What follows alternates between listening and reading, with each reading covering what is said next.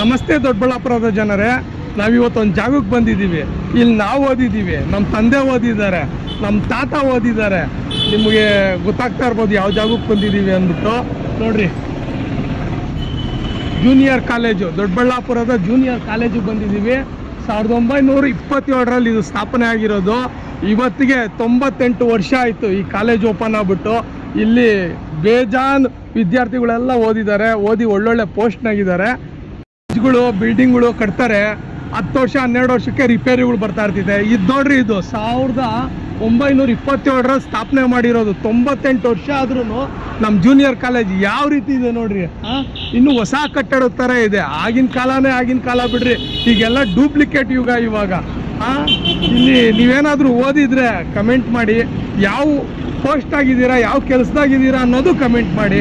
ಇದು ನಮ್ಮ ದೊಡ್ಡಬಳ್ಳಾಪುರದ ಹೆಮ್ಮೆಯ ಜೂನಿಯರ್ ಕಾಲೇಜ್. ನಮಸ್ತೆ.